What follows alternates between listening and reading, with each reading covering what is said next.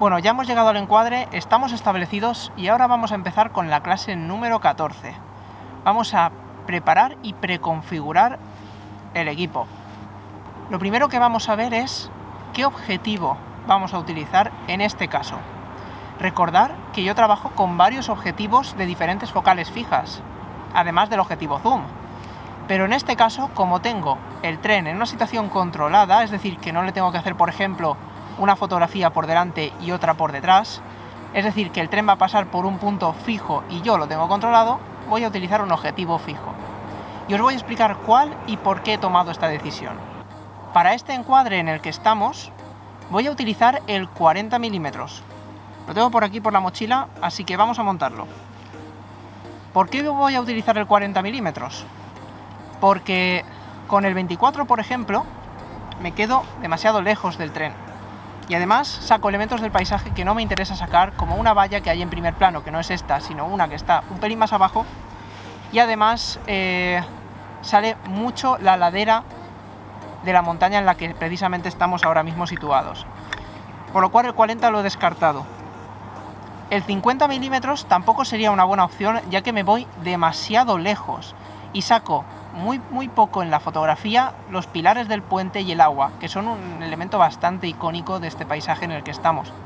Este viaducto que tenemos detrás es uno de los más grandes de la línea ferroviaria de alta velocidad de Madrid-Valencia, por lo cual hay que inmortalizarlo como toca. Por lo cual la distancia de 40 mm es idónea, ya que me deja en el punto exacto donde la fotografía queda perfecta. Es decir, no me deja ni tan lejos como con el 24 mm, ni tan cerca como el 50 mm que me deja muy encima del tren y me recorta demasiado el paisaje. Además, el 24-105 ni valorarlo, porque ya nos iríamos a distancias mucho más largas de 50 mm, por lo cual no nos interesa. Y ahora que ya tenemos el objetivo montado, vamos a configurar el equipo, es decir, vamos a ajustar todos los parámetros que son necesarios para que la fotografía salga perfectamente.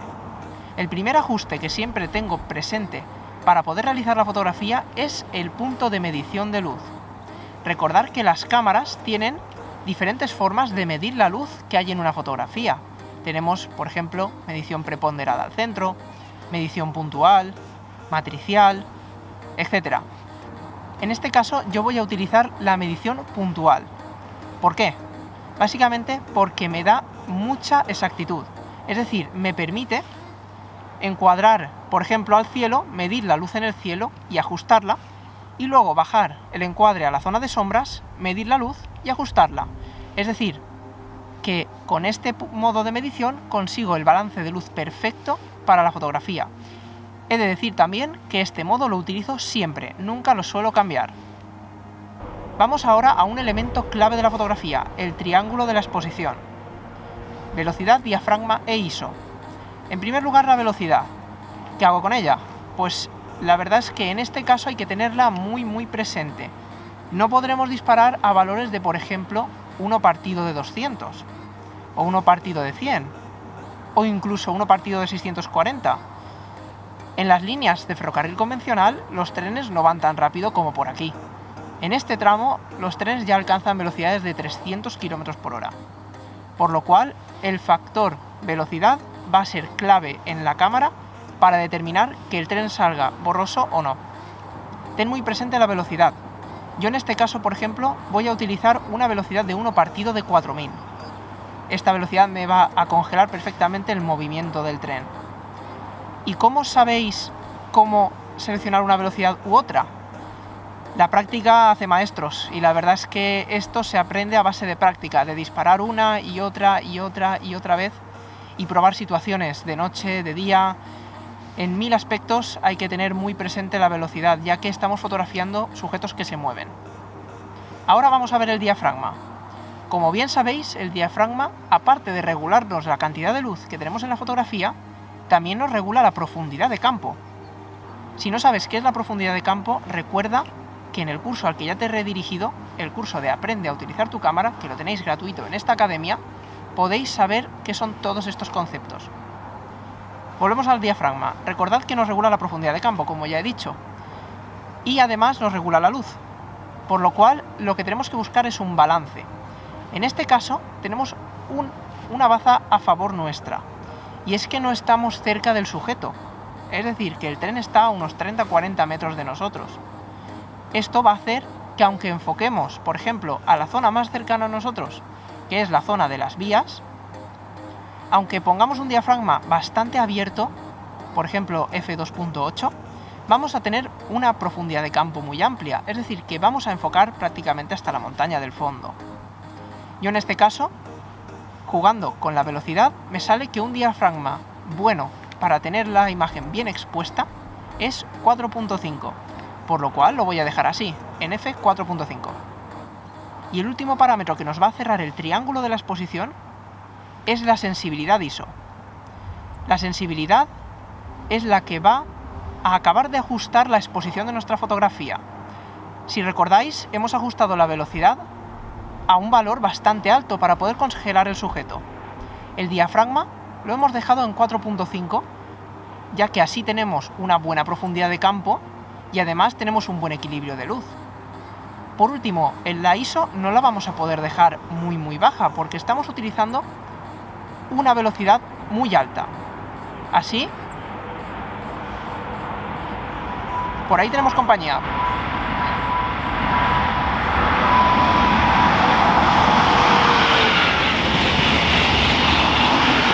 Es lo que tiene grabar en exteriores. Hay veces que alguien te molesta, o en este caso el tren te molesta, pero no pasa nada. Es un curso de fotografía ferroviaria, así que es lo que hay. Sigamos. La ISO la vamos a dejar en este caso a 1600, ya que en base a la velocidad que tenemos y el diafragma que hemos seleccionado, no vamos a poder tener una sensibilidad de 100, por ejemplo, o de 200. Se nos va a quedar muy oscura la fotografía, por lo cual tenemos que elevar ISO por lo menos hasta los 1600. Ahí la he dejado yo, en 1600 ISO. Ya hemos visto el triángulo de la exposición. Ahora vamos a ver otros pequeños parámetros que también nos van a ayudar a que nuestra fotografía salga perfecta. El primer de ellos, el modo de avance. ¿Qué es el modo de avance? Pues si vamos a disparar una única foto o ráfaga. Esto yo creo que es obvio, aunque hablé de que es interesante que a veces disparemos con una sola fotografía para tener un poco de práctica. En este caso estos trenes cogen mucha velocidad, así que vamos a disparar en ráfaga. Situaremos el modo de avance en modo ráfaga. El balance de blancos. En este caso tenemos un día que está nublado, por lo cual el balance de blancos idóneo para un día como este es el propio de nublado. Este balance de blancos va a hacer que nuestra fotografía gane los tonos naranjas o amarillos que tendría un pelín el día con sol. La verdad es que las cámaras trabajan muy bien con este tipo de preajustes y no haría falta trabajar con balance de blancos manual ni nada por el estilo. Simplemente llegamos, seleccionamos el balance de blancos en base a la luz que tengamos y ya está. Si tuviésemos, por ejemplo, casos en los que tenemos luz artificial, podríamos dejarlo a expensas del automatismo, es decir, del Automatic Balance de Blancos, el AWB, que la verdad es que trabaja muy bien en la gran mayoría de casos. El estilo de imagen. El estilo de imagen es una cosa poco relevante, la verdad, pero vamos a verla de todos modos. El estilo de imagen simplemente es una serie de tonalidades y de contrastes que ajusta la cámara para que la fotografía tenga unas tonalidades u otras. Podemos ajustarlo en blanco y negro, podemos ajustarlo en modo paisaje, retrato, monocromo, etc. En este caso yo lo dejo en normal, no toco nada, ya que después en revelado ya le doy a la imagen los colores que yo quiera o los ajustes que yo vea pertinentes. RAW o JPG, el gran dilema, pero bueno, dilema ninguno. En este caso, RAW siempre. Yo siempre trabajo en RAW. Recordar esto. Siempre intentar disparar a la máxima calidad que os dé vuestra cámara. En este caso es el RAW. Si disparamos en JPG y luego, por ejemplo, se nos ha pasado en algún momento la exposición en algún punto porque no nos hemos dado cuenta, el RAW nos va a dar mucha más flexibilidad de ajuste de la exposición en revelado que el JPG. Así que en este caso yo elijo el RAW. También podemos elegir disparar en JPG más RAW, pero la cámara se ralentiza un poquito. la ráfaga, por ejemplo, ya no va a poder ser de tantos fotogramas por segundo. Si podemos disparar 14 fotos en un segundo, se nos reducirá un poquito, ya que la cámara no puede procesar tan rápido, aunque eso lo veremos en la siguiente clase cuando hablemos de cuándo disparar la ráfaga. Modo de enfoque. En este caso, que estamos lejos del tren, recordar que estamos en un punto donde tenemos el tren a cierta distancia, podemos dejar el enfoque en normal, es decir, en one shot, es decir, que enfocará a la primera fotografía. Aunque hagamos ráfaga, no buscará seguir ningún sujeto en el resto de fotos. En este caso es ideal porque no vamos a tener que estar siguiendo el tren, es decir, es una tontería. El tren es pequeñito dentro del encuadre que tenemos. Si tuviésemos el tren muy cerca, ahí podríamos seleccionar el enfoque servo, que el enfoque servo lo que va a hacer es seguir el sujeto conforme se acerca a nosotros. Esto va a ser muy interesante para no perderlo nunca de foco. Así que, en este caso concreto que tenemos hoy, enfoque simple, pero recuerda que el enfoque servo va a ser un gran amigo tuyo cuando estés cerca del tren. Puntos de enfoque. Los puntos de enfoque son dónde va a enfocar la fotografía, es decir, el punto dentro del encuadre donde la cámara va a mantener el foco. Esto lo vamos a ver con un poquito más de detalle cuando veamos en la siguiente clase cómo enfocar en este encuadre que tenemos aquí. Pero bueno, yo lo que siempre hago es utilizar un solo punto de enfoque. Es decir, nunca dejo a la cámara que elija ella qué puntos de enfoque utilizar, ya que ella se puede equivocar. Y yo siempre sé dónde quiero el foco, por lo cual yo solamente selecciono uno y centro el encuadre en base a ese punto de enfoque. Es decir, si yo quiero encuadrar aquí y el tren va a pasar por la esquina inferior izquierda, yo voy a situar el punto de enfoque en la esquina inferior izquierda.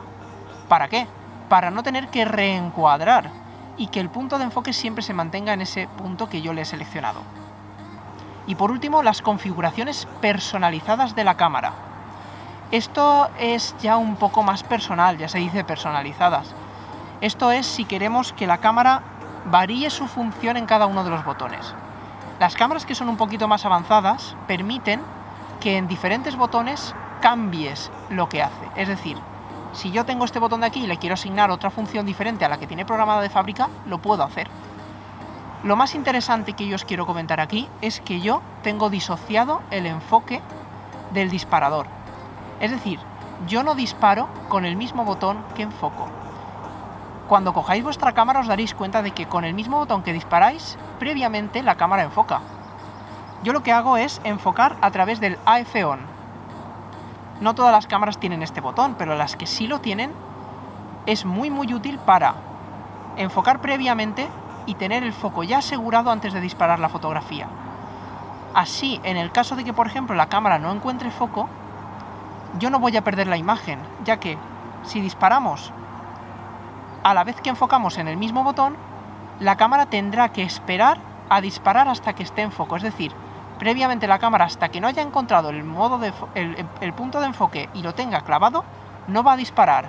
Y esto puede que no sea un inconveniente cuando estemos fotografiando el tren, ya que si la cámara no encuentra foco, la cámara no disparará, por lo cual el tren lo perderemos. Aunque es muy raro que esto pase, la verdad. Normal las cámaras se enfocan muy bien y no suelen perder el punto de enfoque. Pero puede pasar, así que tenlo en cuenta. Pruébalo, es decir, prueba a disociar el enfoque y si te funciona, pues adelante. Bien, ya hemos visto qué le hacemos a la máquina antes de disparar la fotografía. Ya la tenemos configurada.